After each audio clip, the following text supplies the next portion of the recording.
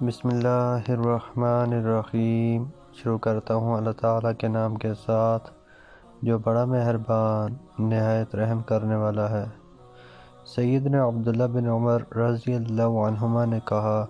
کہ رسول اللہ صلی اللہ علیہ وآلہ وسلم نے فرمایا، ظہر کا وقت اس وقت تک ہوتا ہے جب سورج ڈھل جائے اور رہتا ہے جب تک کہ آدمی کا سایہ اس کے قد کے برابر ہو جائے، جب تک کہ عصر کا وقت نہ آئے، اور عصر کا وقت جب تک رہتا ہے کہ آفتاب زرد نہ ہو، اور وقت مغرب جب تک رہتا ہے کہ شفق غائب نہ ہو، اور وقت عشاء کا جب تک رہتا ہے کہ بیچ کی آدھی رات نہ ہو، اور وقت نماز فجر کا طلوع فجر سے جب تک ہے کہ آفتاب نہ نکلے، پھر جب آفتاب نکل آئے تو نماز سے رکا رہے، اس لیے کہ وہ شیطان کے دونوں سینگوں میں نکلتا ہے۔ سیدنا بریدہ رضی اللہ عنہ نے کہا کہ نبی صلی اللہ علیہ وآلہ وسلم سے ایک شخص نے نماز کا وقت پوچھا تو آپ صلی اللہ علیہ وآلہ وسلم نے فرمایا، تم 2 روز ہمارے ساتھ نماز پڑھو۔ پھر جب آفتاب ڈھل گیا، سیدنا بلال رضی اللہ عنہ کو حکم دیا، انہوں نے اذان دی، پھر حکم دیا، انہوں نے اقامت کہی، پھر عصر پڑھی اور سورج بلند تھا، سفید صاف، پھر حکم دیا تو اقامت کہی، مغرب کی، جب آفتاب ڈوب گیا، پھر حکم دیا تو اقامت کہی، عشاء کی، جب شفق ڈوب گئی، پھر حکم دیا، اقامت کہی، فجر کی، جب فجر طلوع ہوئی، پھر جب دوسرا دن ہوا، حکم کیا تو ظہر ٹھنڈے وقت پر پڑھی اور بہت ٹھنڈے وقت پڑھی، اور عصر پڑھی اور سورج بلند تھا مگر روز اول سے ذرا تاخیر کی، اور مغرب پڑھی شفق ڈوبنے سے پہلے، اور عشاء پڑھائی تہائی رات کے بعد، اور فجر پڑھی جب خوب روشنی ہو گئی۔ پھر فرمایا، وہ سائل کہاں ہے جو نماز کا وقت پوچھتا تھا؟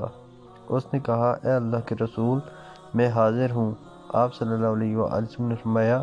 یہ جو دونوں وقت تم نے دیکھا، ان کے بیچ میں تمہاری نماز کا وقت ہے۔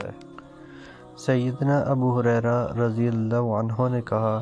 کہ رسول اللہ صلی اللہ علیہ وآلہ وسلم نے فرمایا، جب گرم دن ہو تو ٹھنڈے وقت نماز ادا کرو، اس لیے کہ گرمی کی شدت جہنم کی باب سے ہے۔ عمروں نے کہا کہ مجھے حدیث بیان کی ابو یونس نے سیدنا ابو ہریرہ رضی اللہ عنہ سے کہ بے شک رسول اللہ صلی اللہ علیہ وآلہ وسلم نے فرمایا، نماز کو ٹھنڈا کر، اس لیے کہ گرمی کی شدت جہنم کی باب سے ہے۔ عمروں نے کہا، مجھ سے ابن شہاب نے، انہوں نے ابن مسیب سے اور ابو سلمہ سے روایت کی کہ سیدنا ابو ہریرہ رضی اللہ عنہ نے روایت کی رسول اللہ صلی اللہ علیہ وآلہ وسلم سے اسی روایت کے مانند۔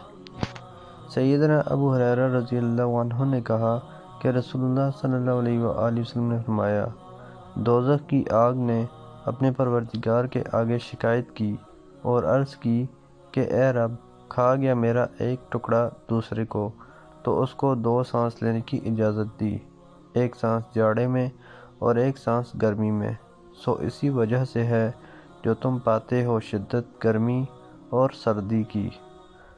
سیدنا ابو ہریرہ رضی اللہ عنہ نے رسول اللہ صلی اللہ علیہ وآلہ وسلم سے روایت کی کہ آپ صلی اللہ علیہ وآلہ وسلم نے فرمایا، دوزخ نے کہا، اے میرے رب، میرا ایک ٹکڑا دوسرے کو کھا گیا، سو مجھے سانس لینے کی اجازت دے، پس اسے 2 سانسوں کی اجازت دی، ایک سانس جاڑے میں اور ایک سانس گرمی میں،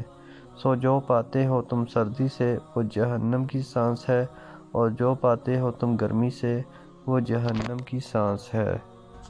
سیدنا انس رضی اللہ عنہ نے کہا کہ رسول اللہ صلی اللہ علیہ وآلہ وسلم عصر کی نماز پڑھتے تھے اور سورج بلند رہتا تھا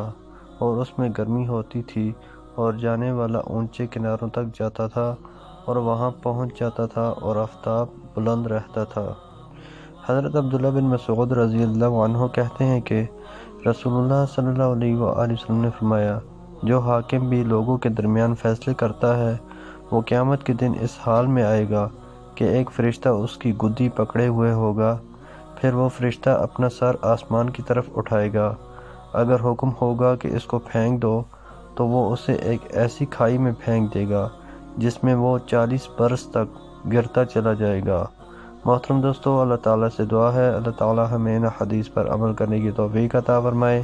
اللہ تعالیٰ ہمیں دونوں جہانوں میں کامیابیاں عطا فرمائے، آمین یا رب العالمین۔ ویڈیو کو ثواب کی نیت سے زیادہ شیئر کریں۔ جزاکم اللہ خیرا کثیرا، والسلام علیکم ورحمۃ اللہ وبرکاتہ۔